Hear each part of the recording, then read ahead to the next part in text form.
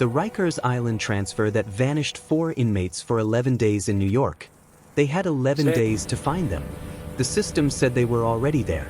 Stay with this story.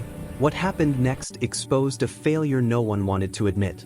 Officer Diane Reeves stood in the control room of Rikers Island's Robert N. Bain Center at 6:47 a.m. on March 3rd, staring at a screen that made no sense. For inmates, scheduled transfer from the Vernon Bain Center, the floating jail barge anchored in the East River. Departure time, 5:15 a.m. Arrival time, 6:30 a.m. The digital manifest showed all 4 as received, i.e. 6:32. But the receiving area was empty. Reeves keyed her radio. Transport unit, confirmed delivery of 4 inmates from the barge. Static. Then, copy. Delivered at 6:32. Signed manifest. She looked at the empty holding cells behind bulletproof glass. There's no one here. Check your system. We delivered them. Reeves pulled up the housing database. All 4 inmates showed active bed assignments in RNDC Unit 7B. According to the computer, they'd been processed, searched, and assigned cells 17 minutes ago. She grabbed her keys and moved fast. Unit 7B was a 40-bed dormitory on the 3rd floor. Medium security. Pretrial detainees waiting for court dates. Reeves pushed through the security door at 6:51 a.m. 39 inmates. Breakfast trays. Morning count in progress. She pulled the unit officer aside.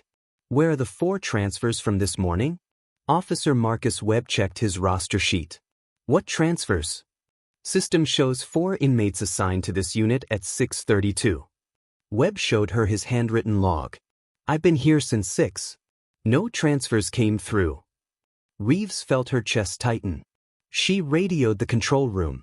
Pull the video feed for RNDC receiving, 6:15 to 6:45. Back in control, she watched the monitor.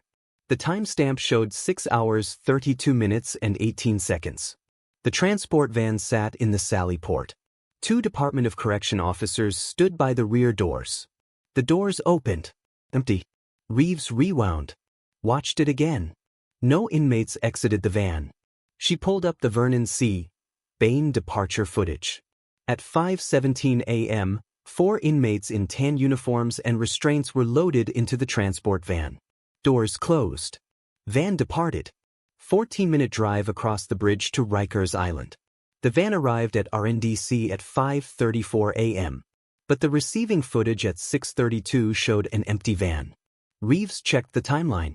Between 5:34 a.m. and 6:32 a.m., the van sat in the Sally port for 58 minutes. She pulled the Sally port camera feed. 5:34 a.m., van enters. Parks. Doors remain closed. 5:41 a.m., driver exits van. Walks to control booth. Returns 7 minutes later. 5:52 a.m., both officers exit van.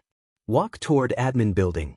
6:08 a.m., officers return. 6:32 a.m., van doors open. Empty. Reeves grabbed her phone and called the transportation unit supervisor. This is Officer Reeves, RNDC Control. I need to know why a transport van sat in our Sally port for an hour this morning. Which van? Unit T-17. Arrived 5:34 from the barge. Silence. T-17 is offline for maintenance. Has been for 3 days. Reeves felt her mouth go dry. Then what van is sitting in my Sally port? She pulled up the current live feed. The Sally port was empty. The van was gone. At 7:03 a.m., Reeves initiated a facility-wide emergency audit. For inmates. Names: Jerome Palmer, age 26. Deshaun Harris, 31. Miguel Rojas, 23. Carlos Vega, 28. Charges: armed robbery, assault, drug trafficking, weapons possession. All 4 had court appearances scheduled within the next week. None of them were violent offenders. None had escape histories. But they were missing. And the system said they weren't. By 7:30 a.m., the audit confirmed it. Every housing unit, every cell, every dormitory, every intake area. 4 inmates who existed in the database couldn't be found anywhere in the facility. Deputy Warden Patricia Hollis arrived at 7:52 a.m. Reeves showed her everything. The manifests, the footage, the timeline. Hollis watched in silence. Then she said the words that would define the next 11 days. If the system says they're here, they're here. Find them. But Reeves knew something Hollis didn't want to accept. Someone had manipulated the digital records. Someone had made 4 inmates disappear. And whoever did it had access to systems that were supposed to be tamper-proof. At 8:15 a.m., Reeves received a call from the Vernon Bain Center. "We need to talk about this morning's transfer." "What about it?" "The van that picked up those 4 inmates? It wasn't one of ours." Reeves's hands went cold. "What do you mean?" "Our transport unit never dispatched T-17. That van was decommissioned last year. Sold at auction." "Then who was driving it?" "We don't know. But whoever signed the pickup manifest used a forged DOC badge." Reeves pulled up the barge's departure footage again. Zoomed in on the driver's face. White male. 40s. DOC uniform. Badge number visible, 10847. She ran the badge number. It belonged to Officer Thomas Chin, who had retired in 2019 and died in 2022. At 8:47 a.m., the NYPD was notified. At 9:03 a.m., the FBI was briefed. At 9:30 a.m., the media got wind of something happening at Rikers. By noon, the story was everywhere. 4 inmates vanished during a routine transfer. But the real story, the one that would take 11 days to uncover, was far worse. Because the inmates didn't escape. They were taken. At 1:15 p.m., Reeves found something in the digital records that stopped her breath. The manifest showing the 4 inmates as received had been entered manually. Not by staff at RNDC. By someone logged in remotely. From an IP address that traced to a location nobody expected. The New York City Department of Correction headquarters in Queens. Someone inside the system had created a digital ghost transfer. Made 4 inmates vanish from one facility and pretended they'd arrived at another. All while a fake DOC van drove them somewhere else. Reeves pulled the remote access logs. The user account belonged to Senior Administrator Victoria Lang. 22 years with the department. Spotless record. Oversight of inmate tracking and transport coordination. Reeves called Lang's office. No answer. She tried Lang's cell. Voicemail. At 2:08 p.m., NYPD detectives arrived at Lang's apartment in Forest Hills. The door was unlocked. Inside, they found her laptop open on the kitchen table. Still logged into the DOC database. But Victoria Lang was gone. And when they opened the search history on her computer, they found communications that had been going on for 6 weeks, messages discussing the exact 4 inmates who vanished that morning, and a plan that had been building toward March 3rd for over a month. The messages were encrypted. But Victoria Lang had left the decryption key in a file labeled Insurance. She knew someone would find it. Detective Sarah Brennan from NYPD's Major Case Squad sat at Lang's kitchen table, reading through 43 days of communications. The first message was dated January 19th. "I can get you access to the transfer schedule. But I need guarantees." The response came 2 hours later. "You'll have them. Just get us the 4 names we discussed." Brennan scrolled faster. January 27th. Palmer, Harris, Rojas, and Vega all have court dates in March. I can coordinate a transfer. February 4th. The barge is the weak point. Security there is minimal compared to the main facility. February 18th. I'll need the van to look legitimate. DOC markings, working radio, proper plates. February 23rd. How much? 250,000. Half now. Half when it's done. Brennan looked up at her partner, Detective Marcus Reed. She sold them out. Reed was on his phone with Rikers Island Command. We need full backgrounds on all 4 inmates. Family connections. Legal representation. Anyone who'd have reason to pay $250,000 to get them out. But Officer Diane Reeves, who'd been copied on the investigation, was looking at something else. The message from February 28th. Change of plan. They don't leave the van. Brennan felt her stomach drop. What does that mean? Reeves pointed to the response, sent 3 minutes later. Understood. Disposal site is ready. This wasn't an escape. It was an execution. At 3:47 p.m., the FBI's Fugitive Task Force took over the case. Special Agent Nicole Torres assembled her team in a conference room at Federal Plaza. For faces on the screen. For inmates who'd been missing for 9 hours. We're working on the assumption that all 4 targets are deceased, Torres said. Our priority is locating the disposal site and identifying everyone involved in the conspiracy. But Reeves raised her hand from the back of the room. What if they're not dead? Torres turned. Based on the communications, someone planned to kill them. But we don't have confirmation that it happened. Why would they keep them alive? I don't know. But if they wanted them dead, why risk a fake transfer? Why not just arrange an incident inside the barge? Inmates die in custody. It happens. This is elaborate. Expensive. Organized. Torres studied her. You think there's another reason they were taken? I think we're missing something. At 4:15 p.m., the backgrounds came back. Jerome Palmer, no significant family connections. Public defender, no known gang affiliations.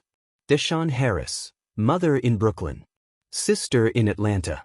Legal aid attorney. Clean institutional record. Miguel Rojas, brother in the Bronx. Cousin doing time upstate. Private attorney, funded by family. Carlos Vega, no listed family. Court-appointed lawyer. Nothing connected them. Different backgrounds. Different charges. Different housing units on the barge. Reed spread the files across the table. Why these 4? That's what Lang would know, Brennan said. And she's gone. At 5:02 p.m., they found Victoria Lang's car. Long-term parking at Newark Airport. Abandoned 3 days ago, February 28th. The same day the messages changed from escape plan to disposal site. Lang had run before the transfer even happened. She knew what was coming. Torres pulled Lang's financial records. On February 15th, $125,000 was deposited into an offshore account in her name. On February 28th, the day she disappeared, she withdrew $87,000 in cash from 3 different banks. Then nothing. No credit card activity. No phone pings. No flight manifests. Victoria Lang had vanished as completely as the 4 inmates.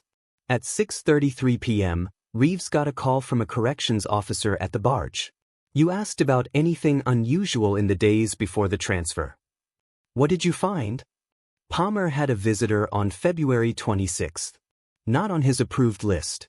Woman named Rachel Delgado. She used a fake lawyer credential to get clearance. Description? Late 30s. Professional. Hispanic. She met with Palmer for 40 minutes. Reeves felt a chill. Did she meet with any of the other 3? Silence. Then, she visited Harris on February 24th, Rojas on February 25th, Vega on February 23rd. 4 visits. For different inmates. 4 days before Lang disappeared. Pull the visitor logs. I need her face. The security footage showed a woman in a business suit. Dark hair. Deliberate. She spoke to each inmate for 30 to 40 minutes. No lawyers were present. No guards listened in. Whatever she told them, only they knew. At 7:18 p.m., facial recognition hit a match. Rachel Delgado wasn't a lawyer. She was a private investigator based in Manhattan. Licensed. No criminal record. Detectives reached her office at 7:45 p.m. Reed kicked the door in at 7:52 p.m. Inside, they found file cabinets, client records, case notes, and a wall covered in photographs. All 4 inmates. Crime scene photos. Police reports. Witness statements. But not from their current cases. From cases they testified in. Palmer had been a witness in a 2019 gang murder trial. His testimony put away 3 men. Harris testified against a drug trafficking operation in 2020. 6 convictions. Rojas gave evidence in an armed robbery case in 2021. 2 defendants sentenced to 15 years.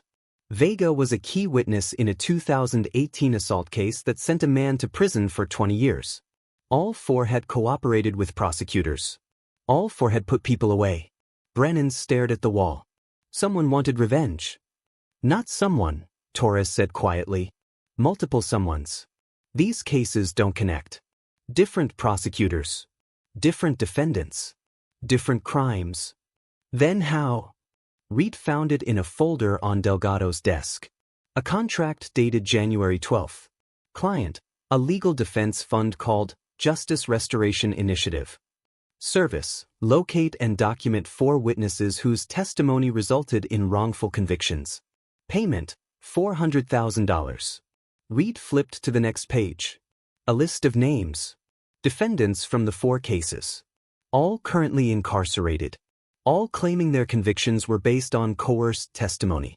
All represented by the same appellate attorney. A man named Martin Cross. At 9:04 p.m., they found Martin Cross in his office on Center Street. Working late. Unsurprised to see them. I've been expecting you, he said. Torres showed him the contract. You hired Rachel Delgado to find these 4 inmates. I hired her to investigate their testimony. My clients believe they were coerced by prosecutors. That they lied under oath to avoid harsher sentences. So you arranged to have them kidnapped? Cross smiled. I arranged nothing. I'm an attorney. I file appeals. Then why did Victoria Lang receive money from an account linked to your legal fund? You'll have to ask Ms. Lang. She's missing. How unfortunate. Brennan leaned forward. Where are the 4 inmates? I have no idea. 4 men are missing. One of your investigators visited all of them days before they vanished.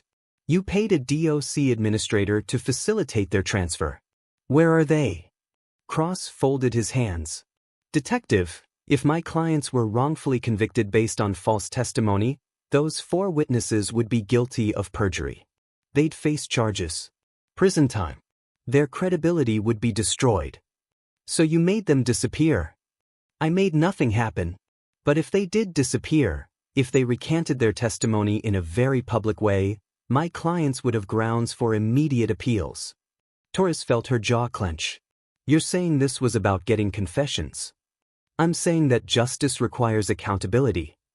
Reed stepped closer. Where are they? Cross stood. Unless you're charging me with something, this conversation is over. At 10:37 p.m., they executed a warrant on Cross's office. Financial records, client files, communications, and a burner phone in his desk drawer. The last text message was sent at 5:52 a.m. on March 3rd. They're secure. Proceeding with Phase 2. The response came at 6:14 a.m. Good. Start the recordings at noon. We need all 4 on camera by tonight. The press conference is scheduled for tomorrow morning.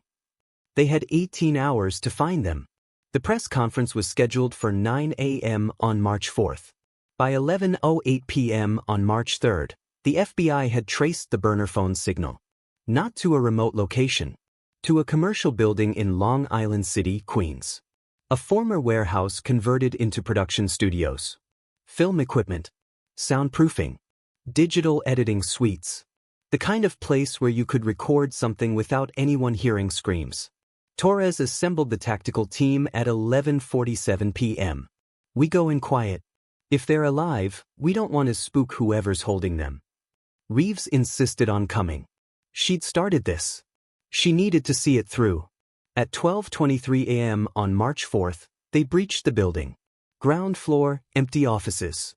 Abandoned film equipment. Second floor, editing bays. All dark. Third floor, studio space with professional lighting rigs and cameras. And 4 men sitting in chairs, facing those cameras. Palmer, Harris, Rojas, Vega. Alive. Unharmed. Handcuffed. But the room was empty except for them. Torres swept the space. Clear. Where is everyone? Reeves approached Palmer slowly. Are you hurt? He shook his head. Exhausted. Terrified. They made us read statements. Over and over. For hours. What kind of statements? Confessions. Saying we lied at trial. That prosecutors threatened us. That the people we testified against were innocent. Harris spoke up, voice hoarse. They said if we didn't do it, our families would be hurt.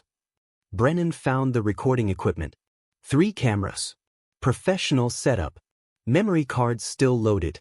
She pulled one and plugged it into a laptop. The first video showed Palmer, reading from a script in his lap. My name is Jerome Palmer.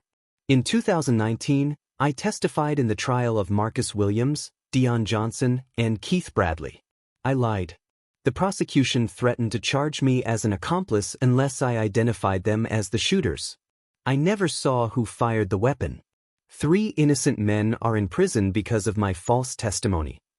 The timestamp showed 2:47 p.m., March 3rd. Brennan pulled up the next file. Harris. Same setup. Different script. I was coerced by the district attorney's office to fabricate evidence against 6 individuals in a drug trafficking case. I was facing 15 years. They offered me immunity. I said what they told me to say. Rojas. Vega. Each with similar confessions.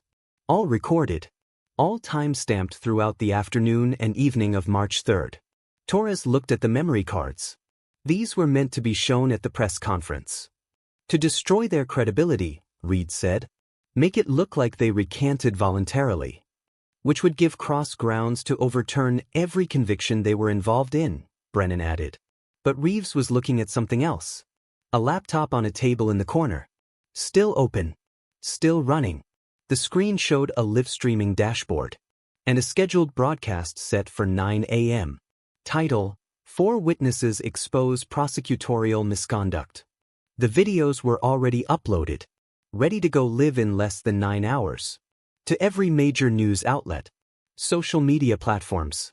Legal advocacy groups. Torres grabbed her phone. I need a warrant to shut down this stream.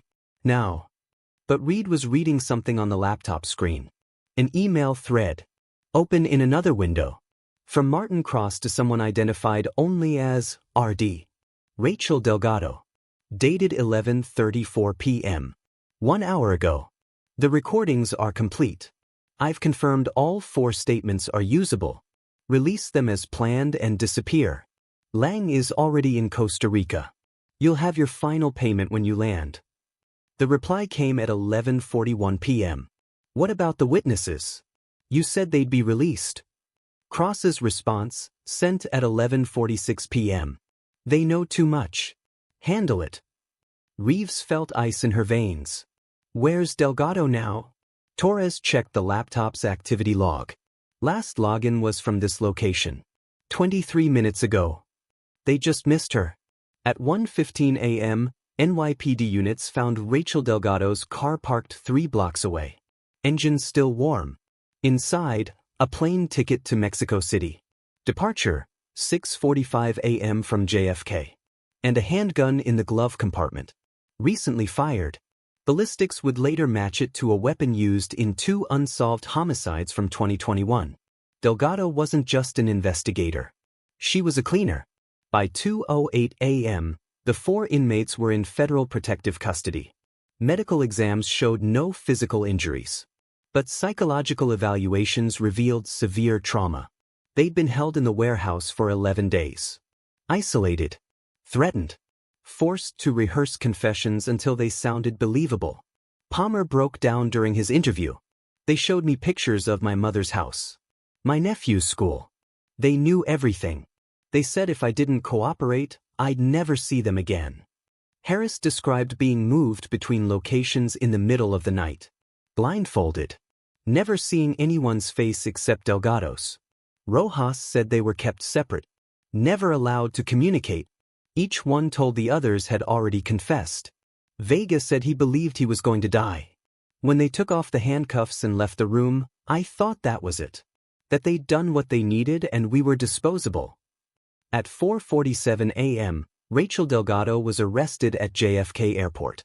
She'd already passed through security. Was at the gate. Boarding in 15 minutes. She didn't resist. At 6:30 a.m., Martin Cross was arrested at his apartment in Tribeca. He immediately invoked his right to an attorney. But the evidence was overwhelming. Financial records, communications, the recorded confessions, witness testimony from all 4 inmates, and Victoria Lang. At 7:52 a.m., Lang was located in San Jose, Costa Rica. She'd been living in a rental property under a false name, preparing to disappear permanently. She agreed to cooperate in exchange for a reduced sentence. Her testimony detailed everything. Cross had approached her in December 2024, offered her money to facilitate a fake transfer, told her it was about justice, about exposing a corrupt system. She didn't ask questions. She needed the money. Her daughter's medical bills, her ex-husband's gambling debts. She convinced herself she was helping to right a wrong. By the time she realized what Cross was really planning, that the inmates would be coerced and possibly killed, she was already too deep. So she ran and left the decryption key behind, because part of her wanted to be caught. At 8:55 a.m. on March 4, 5 minutes before the scheduled press conference, the FBI shut down the live stream. The videos never went public. The convictions Martin Cross tried to overturn remained intact. But the case exposed something deeper. A gap in the system that allowed 4 men to vanish for 11 days while the digital records insisted they were exactly where they were supposed to be. No alarms. No flags. No emergency protocols triggered. Because the system trusted itself more than the people operating it. Officer Diane Reeves submitted her resignation on March 11th. Not because she was blamed. She'd been commended for catching the discrepancy. But because she couldn't work in a facility where 4 human beings could disappear and the institution's first instinct was to assume the computer was right. If the system says they're here, Deputy Warden Hollis had said. Except they weren't. And for 11 days, no one in authority believed they were missing. Martin Cross was convicted of kidnapping, conspiracy, and witness tampering. Sentenced to 32 years federal prison. Rachel Delgado pleaded guilty to multiple charges. Life sentence without parole. The 2 unsolved homicides were added to her conviction after ballistics confirmed her weapon. Victoria Lang received 8 years. Testified against Cross at trial. Her cooperation was noted. Her guilt was undeniable. The 4 inmates, Palmer, Harris, Rojas, and Vega, were relocated to secure facilities outside New York. Their identities were protected.